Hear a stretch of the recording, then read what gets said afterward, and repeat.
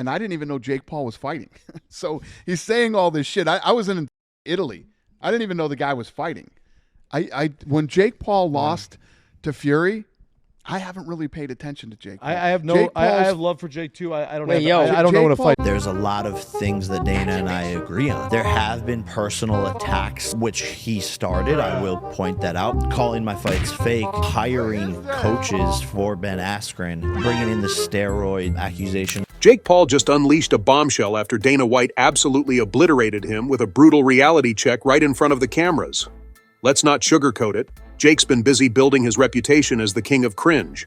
Between allegedly fixing a fight with Mike Tyson and swiping left on Andrew Tate's offer, he's practically running a masterclass in how to make yourself look ridiculous. And the only time I ever talk about Jake Paul is if I'm asked about him. He just brought him up. I have a great I question. wouldn't have brought him up, right? But this time, Dana didn't just call him out. He dissected Jake's 4-year-long game plan with the precision of a UFC surgeon, exposing moves so absurd they make reality TV look real. Do you think, with all the shit that I got going on and what we're doing, you think I'm thinking about Jake Paul? No. I'm not. So what would one... And I don't mean that in a way to shit on the kid. He's making a lot of money. It's just the truth. And honestly, knowing Jake's team, they're probably scrambling to delete the footage faster than Jake runs from real opponents. So, yeah, don't blink. You might miss the chaos. We do in the UFC is the best in the world fight the best. That's what we do, you know. What Jake Paul and those guys do is completely different. And again, the kid's doing his thing. I'm not shitting on him. And listen, if smaller, older guys want to fight him, then they're doing their thing. It all started after a leaked fight script blew the lid off this so-called showdown, exposing every move as pre-planned, from Tyson's aggressive opening to Jake's cautious mid-round tactics. Sometimes. And he calls people out for attention. Yeah. When you call Alex is a superstar right now. It wasn't just disappointing, it was insulting. Fans didn't pay to watch a poorly rehearsed play. They paid for a genuine battle. Instead, they got a live-action farce wrapped in glitz and hype. Dana White, never one to hold back, called it a disgrace, and honestly, can anyone argue with him? Let's not forget Dana's main beef with Jake Paul, the blueprint he keeps following for his fights. It's almost predictable at this point. Find an opponent who's older, smaller, or past their prime. I always thought that Netflix was crazy not to get into live sports sooner than they did. Those guys truly have a global footprint. I think they're late to the game, but it was a big success. The performance of the broadcast, did that give you pause to do business with Netflix at all? I didn't think the event was a great event, but they needed to do that. They knew Mike Tyson was going to bring in big numbers. Tyron Woodley? Check. Anderson Silva? Check. And now Mike Tyson, a legend who, let's be real, is more famous for his cannabis empire these days than his time in the ring. Jake isn't chasing real competition, he's chasing headlines. But what happens when he steps into the ring with someone his own age and skill level? Well, we already know. He loses. Tommy Fury proved that. I don't know. What do you guys think about it? Who gives a shit what I think? It's not my fight. I love Mike Tyson, personally as a friend, and he's one of my favorite athletes of all time. Then there's the cherry on top, Jake's callouts. Canelo Alvarez? Alex Pereira? Come on. These aren't challenges, they're clout chases. Everyone knows these fights will never happen, but the callouts keep Jake trending. Dana sees right through it, and so do the fans. They're tired of the gimmicks and the repetitive formula. How many times can you play the same trick before people stop watching? Jake's strategy isn't evolving, and it's becoming painfully obvious. The frustration is palpable. What did you expect? Seriously, when you stayed home and you turned on Netflix that night, we were like, holy I'm about to see the greatest live sporting event of all time. Fans who once tuned in out of curiosity or amusement are now calling out Jake for faking his entire career. The gimmicks, the scripted fights, the hollow theatrics, it's all wearing thin. Even Dana, who usually reserves his sharpest criticism for the UFC's rivals, can't stay quiet. He's calling Jake out for what he sees as a calculated scam. And for once, the fans seem to be on his side. Put together a training camp and come in and, I don't like to see guys fighting it. Be a 31-year age difference during that fight. You guys know what I think of that stuff. His latest barrage of criticism has made it crystal clear. He doesn't see Jake as a fighter. To Dana, Jake Paul is a marketer, a savvy showman who knows how to sell a fight, but falls flat when it comes to the actual fighting. He's called Jake's career a circus act, a spectacle built on gimmicks and carefully crafted theatrics, not skill or grit. And while the world of combat sports thrives on big personalities, Dana's biggest gripe is that Jake's approach is dragging down the credibility of the very sport he claims to love. I mean, all the people that are, there's a lot of, in Portnoy went out and said that it was the greatest con job of all time. The UFC is built on one core principle: the best fight the best. Whether it's Khabib Nurmagomedov cementing his legacy or Amanda Nunes dominating her division, Dana has always emphasized real competition over showmanship.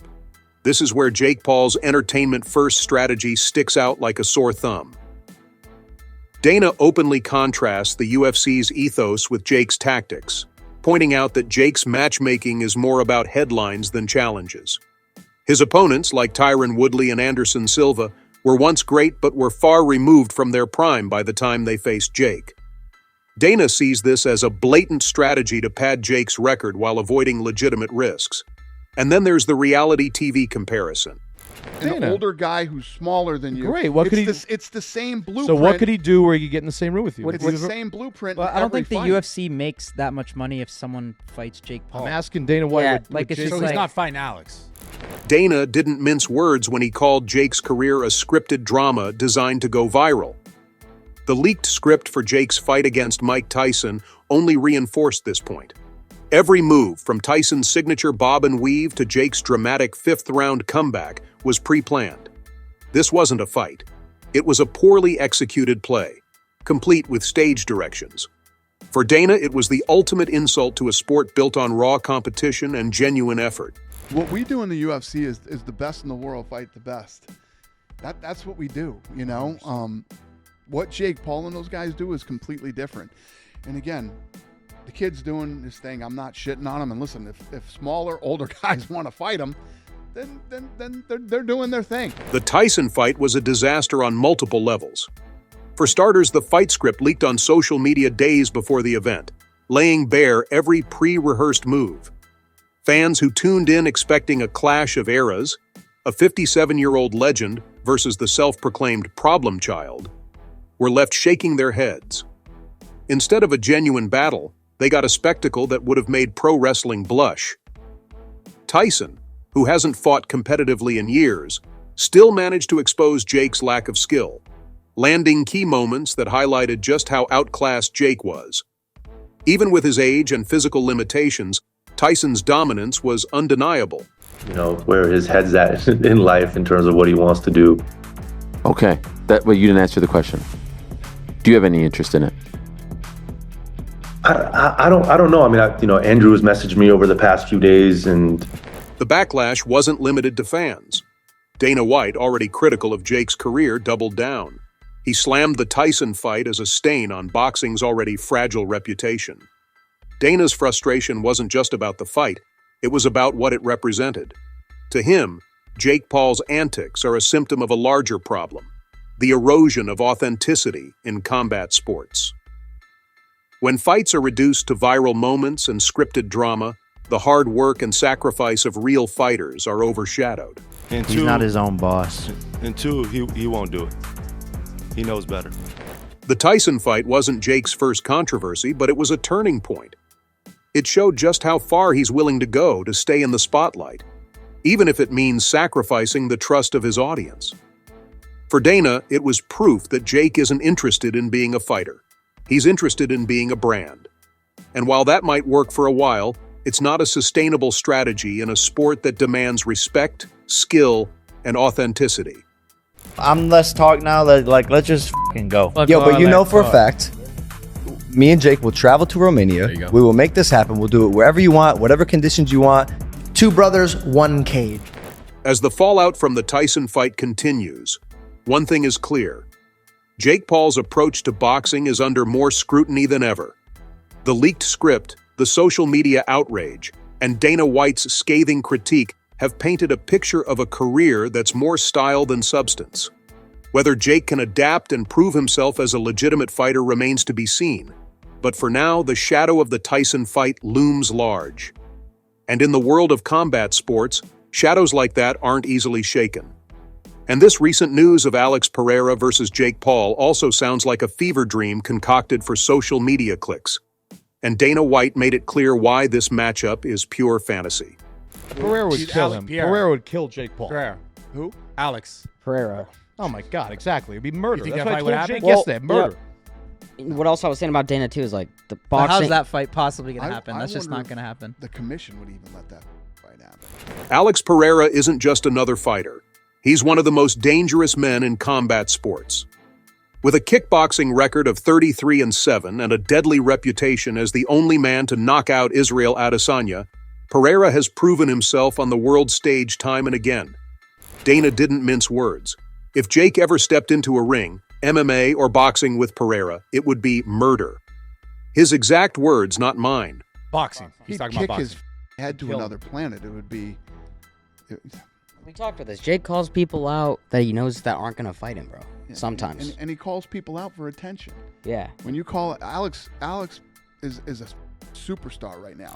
Jake, of course, doesn't see it that way. He thrives on calling out big names, knowing full well that these fights won't happen. Canelo Alvarez, Nate Diaz, Conor McGregor, now Alex Pereira. Jake's strategy isn't about securing real challenges. It's about grabbing headlines.